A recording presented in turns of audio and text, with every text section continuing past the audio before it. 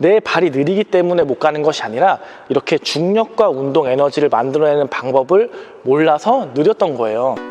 안녕하세요, 유니콕입니다. 자, 오늘 영상만큼은 정말 많은 분들께서 보시기를 바라는 그런 영상이에요. 그동안 여러분들이 보셨던 수많은 스텝에 관련된 영상들 중에서도 정말 손에 꼽을 만큼 도움이 되는 영상을 한번 준비해 봤습니다. 오늘 영상을 통해서 여러분들은 어떻게 하면 선수들은 그렇게 빨리 움직이는지, 동호인분들은 어떻게 하면 빨리 뛸 수 있을지 과학적인 원리와 함께 제가 설명드리도록 하겠습니다. 여러분들이 만약에 이 영상을 이해하시고 연습을 통해서 습득하시게 된다면 정말 여러분들 스텝 자체가 획기적으로 빨라질 거라고 저는 장담을 합니다. 만약에 평소에 경기하는데 발이 느려서 고민이라고 하신다면 이 영상을 통해서 제가 해결해 드리도록 하겠습니다.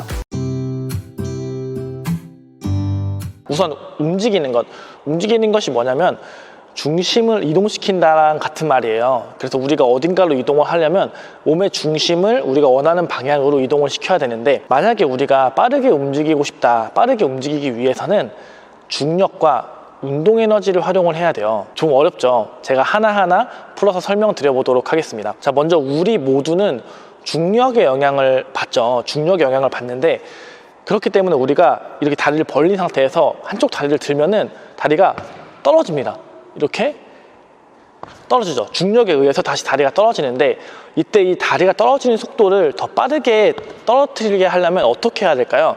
자, 이렇게 떨어지는 걸 빨리 떨어지게 하려면 몸의 중심 그리고 다리의 기울기의 각도를 조절하는 거예요. 다리가 이렇게 많이 벌어질수록 몸의 중심에서 기울기의 각도가 더 커지죠. 이때 다리를 들면은 더 빠르게 떨어지게 됩니다.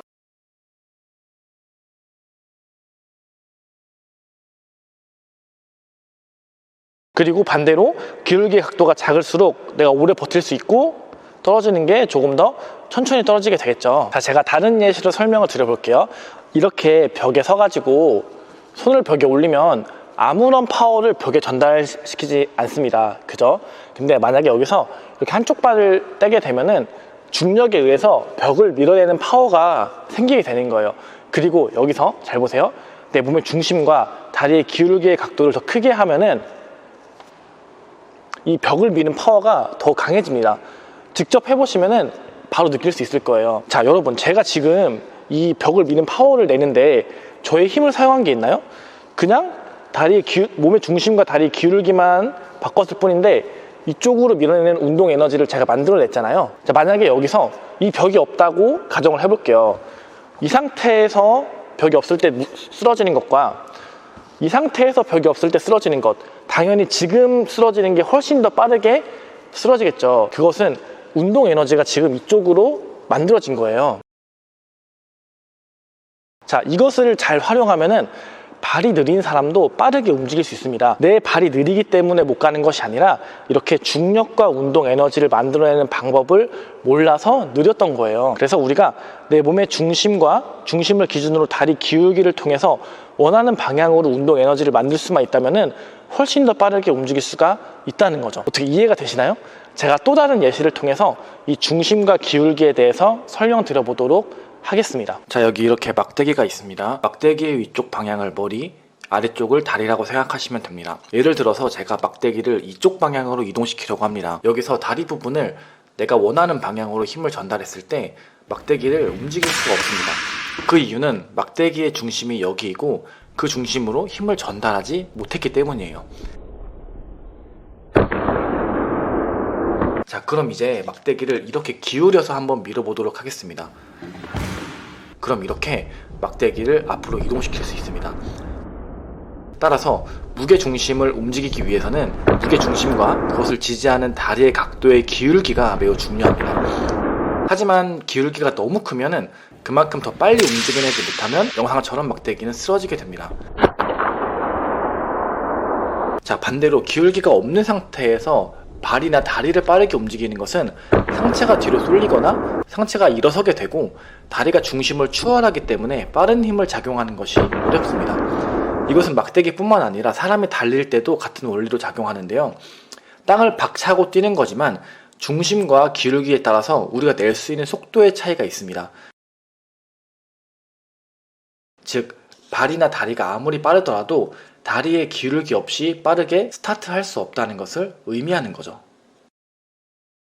자, 잘 보셨나요? 이 막대기의 원리는 우리 신체에도 동일하게 적용됩니다. 지금부터 이 원리를 이용해서 다리가 느리신 분들도 빠르게 움직일 수 있는 비밀을 알려드릴게요. 자, 우리가 지면을 차고 나갈 때 몸의 중심이 높으면 내가 원하는 방향으로 중심 이동을 하기 위해서 에너지를 사용해야 돼요. 운동 에너지를 사용해야 됩니다. 그렇기 때문에 스타트가 조금 느려져요. 하지만 다리와 몸의 중심을 이렇게 기울인 상태에서 지면을 차고 나간다면은 막대기의 중심을 밀고 나간 것처럼 중력을 이용해서 내 몸의 중심을 그대로 밀고 나갈 수가 있어지는 거죠. 자, 이제 몸의 중심과 다리의 기울기를 통해 내가 가고자 하는 방향으로 운동 에너지를 만드는 원리에 대해서는 어느 정도 이해가 됐을 거라고 생각을 하고 이것을 한번 이 코트에서 적용해 보도록 하겠습니다. 자, 내가 여기서 이렇게 중간에 준비를 하고 있는데 이 오른쪽으로 이동을 하고 싶다고 가정을 해볼게요. 이때 오른쪽으로 움직이는데 첫 번째 움직임이 오른발을 움직이게 된다면은 제가 처음에 설명했던 기울기를 효과적으로 사용하지 못해요. 오른발을 떼는 순간 내 몸의 무게중심이 왼발로 이동이 되고 그 다음 다시 오른발로 돌아오기 때문에 어느 정도 딜레이가 생깁니다. 그래서 제가 최대한 이 오른발을 빨리 땅에 떨어뜨리려고 해도 이 정도 속도가 전부거든요. 발을 이렇게 내리꽂지 않는 한 빨리 떨어뜨릴 수 있는 방법이 없는데 만약에 첫 번째 움직임으로 오른발이 아니라 왼발을 반대쪽으로 뻗으면 어떻게 될까요?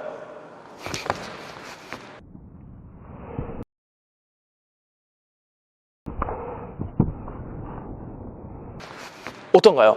오른발이 땅에 떨어지는 게 훨씬 더 빠르죠. 그래서 내가 가고자 하는 방향에 반대발로 기울기를 몸의 중심에서 만들어주면은 원하는 방향으로 운동 에너지를 만들 수 있게 되는 거죠.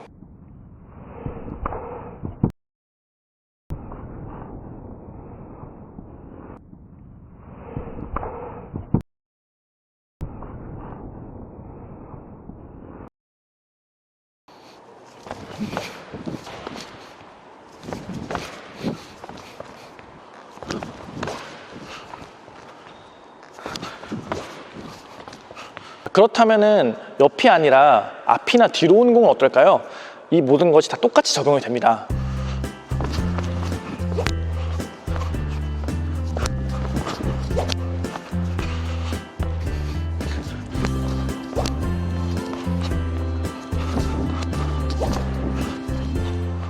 자, 이런 식으로 내가 가고자 하는 방향으로 빠르게 움직이고 싶으면 내가 가고자 하는 방향의 반대발을 잘 활용을 해야 됩니다. 보통 발이 느리신 분들은 내가 가고자 하는 방향의 발을 첫 번째 발로 설정을 하시는데 이러면은 빠르게 중심 이동을 하지 못하기 때문에 운동 에너지를 만들어내지 못하고 그냥 내 힘으로 달리게 되는 거예요. 그렇게 되면은 중력과 운동 에너지를 사용한 사람에 비해서 훨씬 더 느릴 수밖에 없는 거죠. 자, 우리가 이제 중력과 운동 에너지 그리고 반대발의 기울기에 대해서 이야기를 했죠. 그리고 이것을 활용할 수 있도록 만들어주는 기술이 바로 스플릿 스텝 그리고 바수추라는 발기술입니다. 여러분 모두 스플릿 스텝에 대해서는 다들 알고 계시거나 아니면 한 번쯤은 들어보셨을 것 같아요. 상대방이 치는 타이밍에 맞춰서 살짝 점프를 하면서 이런 동작 만드는 것이 이게 스플릿 스텝입니다. 그리고 이렇게 스플릿 스텝을 하게 되면은 다리의 기울기 그리고 반대발의 원리 그것과 함께 작용 반작용의 법칙 등 내가 있는 위치에서 가장 빠르게 탈출할 수 있다는 많은 장점을 가지고 있어요. 스플릿 스텝은.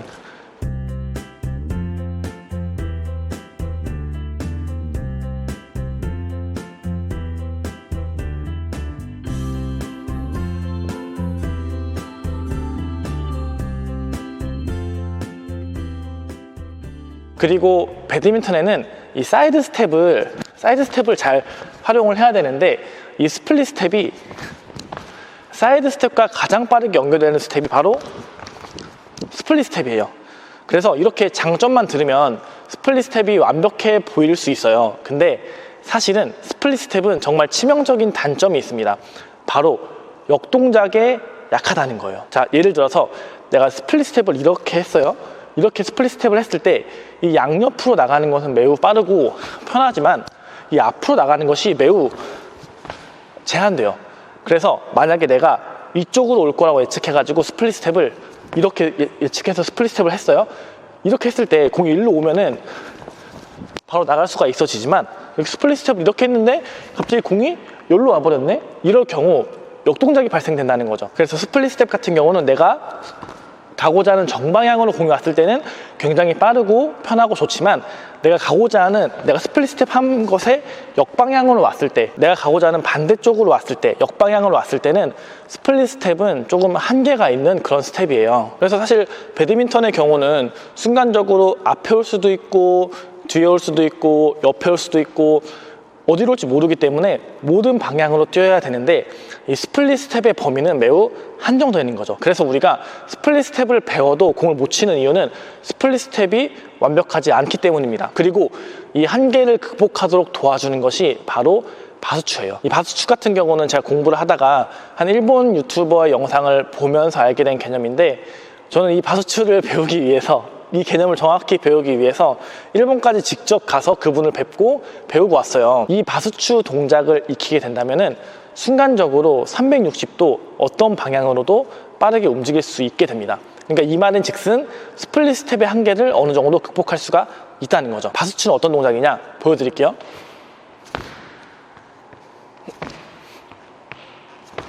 지금 제가 하고 있는 게 이게 바수추의 동작의 기본 동작입니다.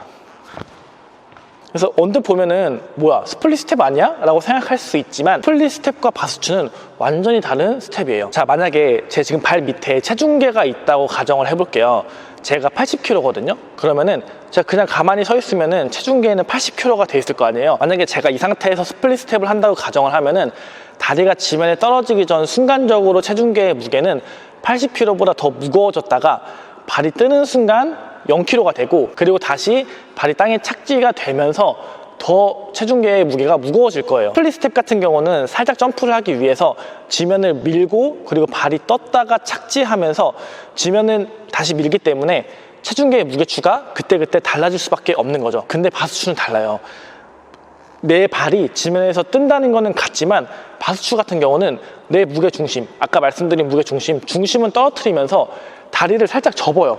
그러면은 스플릿 스텝과는 다르게 80kg에서 바로 0kg로 바뀌었다가 다시 무거워지는 거예요. 여기서 스플릿 스텝은 점프를 하기 위해서 지면을 밀고 점프를 하잖아요.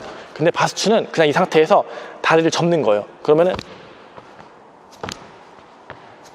그러면은 점프를 하기 전에 체중계가 올라갔던 스플릿 스텝과는 다르게 바수추는 80kg에서 바로 0kg로 바뀌게 되는 거죠. 이 차이가 이해가 가시나요? 즉 스플릿 스텝 같은 경우는 점프고 바수추는 낙하입니다. 중심을 떨어뜨리는 거. 그래서 스플릿 스텝 같은 경우는 점프하기 전에 체중계의 무게가 무거워지잖아요. 그것은 내 힘으로 땅을 누르고 올라가기 때문에 내 힘으로 땅을 누르는 순간 발이 자유롭지가 못해요.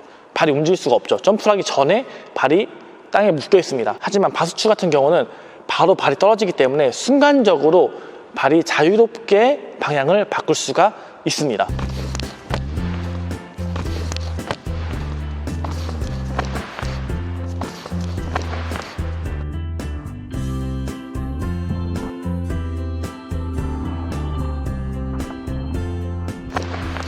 이것이 무엇을 의미하냐? 바수추라는 이 동작을 잘 할 수 있으면 처음에 설명했던 중력과 운동 에너지 그리고 이 반대발과 기울기의 원리를 100% 활용할 수 있게 된다는 거예요. 자, 이해가 가시나요? 이해가 되신 분들은 여기까지만 보셔도 와, 나도 이제 빨라질 수 있겠다 혹은 빨리 가서 연습해보고 싶다 이런 생각이 드실 거예요. 근데 만약에 아직 이해가 되지 않으셨다면 괜찮아요. 제가 이해하기 쉽게 또 다른 예시를 보여드리도록 하겠습니다. 자, 여기 보시면은 여기 셔틀콕이 이렇게 있잖아요.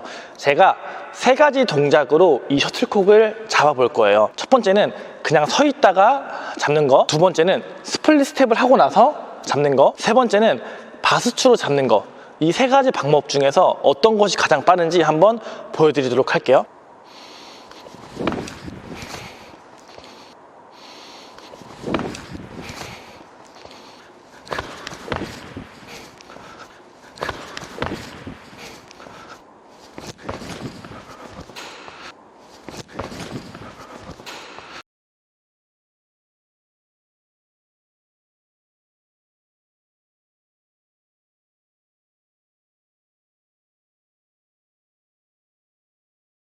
자, 어떤가요? 딱 땅에 닿는 걸 기준으로 공을 잡았을 때 세 가지 중에서 바스추가 가장 빠르죠. 자, 그렇다면은 이제 스플릿 스텝하고 오른발이 바로 가는 것과 스플릿 스텝하고 오른발 바로 가는 것, 그리고 스플릿 스텝을 하고 나서 그 다음 바스추로 잡는 것, 둘 중에는 어느 것이 더 빠를까요? 그것도 한번 보여드리도록 하겠습니다.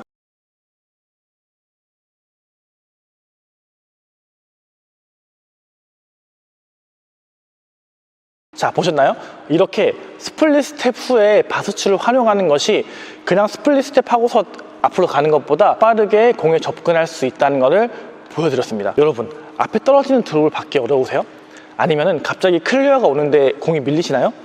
드롭이 올 때 혹은 클리어가 올 때 몸의 기울기, 반대발을 잘 활용하고 있는지를 확인해 보셔야 돼요. 아마 지금 제가 설명한 반대로 공이 가는 그 방향으로 먼저 움직이고 있을 확률이 매우 높습니다. 이 바스추란 동작과 스플릿 스텝을 세계적인 선수들은 어떻게 활용하고 있는지도 한번 보여드릴게요.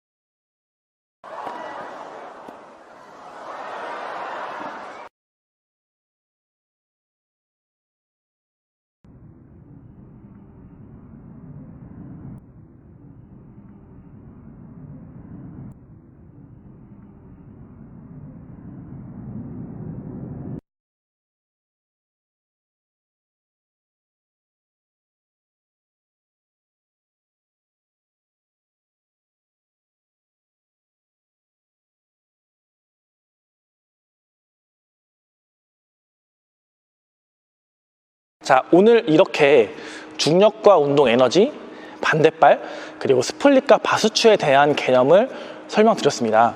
여기까지 영상을 보신 분들은 코트에서 빨리 뛰는 방법에 대한 힌트를 분명히 얻으셨을 거예요. 만약 오늘 제가 설명한 이 개념을 모르고서 그냥 연습하는 사람과 오늘 제가 설명한 이 개념을 숙지하고 연습한 사람, 어떤 사람이 더 빠르게 성장할까요? 알고 배우는 것과 모르고 배우는 것은 완전히 차원이 달라요. 그리고 그 개념과 이론을 바탕으로 충분한 연습이 꼭 필요하겠죠. 근데 우선 이런 개념과 이론을 익히는 것이 매우 어렵고, 그리고 연습을 하려고 해도 무엇을 어떻게 연습해야 되는지 몰라서 헤매시는 분들이 굉장히 많을 거예요. 근데 문제는 이런 것을 유튜브나 다른 영상으로 소개하려고 해도 개념과 이론, 그리고 연습을 이렇게 하나의 영상으로 모두 담는 것이 매우 어렵다는 거예요. 지금 이 영상만 해도 편집해 봐야 되겠지만 아마 짧지는 않을 것 같아요. 자, 그러면 어떻게 하지? 라는 생각이 드실 건데, 그런 분들을 위해서 제가 온라인 클래스를 론칭을 한 거예요. 제 온라인 클래스에는 여러분들이 알아야 할 개념과 이론 파트가 있고, 그리고 그것을 혼자서 연습할 수 있는 트레이닝 파트로 나눠진 강의 영상들이 있어요. 그리고 매월 제가 온라인 클래스 수강생분들과 함께 라이브 세미나를 통해서 저와 소통할 수 있는 그런 기회도 만들고 있거든요. 이미 많은 분들이 제 강의를 수강하시고 효과를 보고 있다는 후기를 계속 달아주고 계십니다. 만약에 오늘 영상을 보시면서 무언가 느끼는 것이 있다, 정말 끌어오른다, 나도 한번 도전해보고 싶다, 이런 느낌을 느끼신다면은 이 영상 아래 고정 댓글에 보면은 링크가 있습니다. 그 링크를 타고 들어가시면은 영상 하나가 있어요.